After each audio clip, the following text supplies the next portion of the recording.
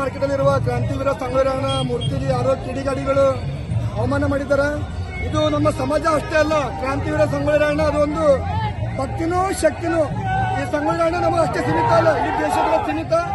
ಅಂತವರ ಪ್ರತಿಮೆಗೆ ಯಾರೋ ಕಿಡಿಗಾಡಿಗಳು ಬಂದು ಮೂರ್ತಿಗೆ ಅವಮಾನ ಮಾಡಿದ್ದಾರೆ. ಅಂತ ಕಿಡಿಗೇಡಿಗಳು ಯಾರೇ ಇರಲಿ ಅವರಿಗೆ ಬೇಗ ಕಾನೂನು ಕ್ರಮ ತಗೋಬೇಕು. ಆ ಸುಳ್ಯ ಮಗ ಯಾವುದೇ ಲೆವೆಲ್ ಅಲ್ಲಿ ಇರ್ಲಕ್ಕೆ, ಯಾವುದೇ ಸ್ಥಾನದಲ್ಲಿ ಇರ್ಲಕ್ಕೆ ಅವನಿಗೆ ನಾಳೆ ಜಾಲಿ ಹಾಕ್ಬೇಕು. ಇದ್ರ ರೀತಿಲ ಈಗ ನಾವು ಇದೇ ಹೋರಾಟ ನಾವು ನಾಳೆ ಹಿಡಿದು ಕಂಟಿನ್ಯೂ ಮಾಡ್ತೇವೆ.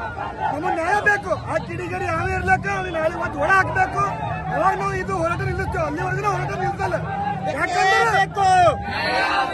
ಯಾಕಂದ್ರೆ ಇದು ಒಬ್ಬ ವ್ಯಕ್ತಿ ಮ್ಯಾಗ ಹಲ್ಲೆ ಮಾಡೋದಕ್ಕಿಂತ ಹೆಚ್ಚಿನ ಇದು ಆಗ್ತದೆ. ಯಾಕಂದ್ರೆ ಇದು ಸಂಗೊಳ್ಳಿ ಎಂಬುದು ದೇಶಭಕ್ತಿ.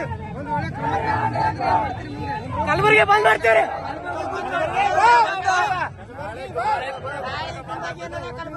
ಯಾವುದೇ ರೀತಿಯಿಂದ ಕಾನೂನು ಕ್ರಮ ಜರುಗಿಲ್ಲ ಅಂದ್ರೆ ನಾಳೆ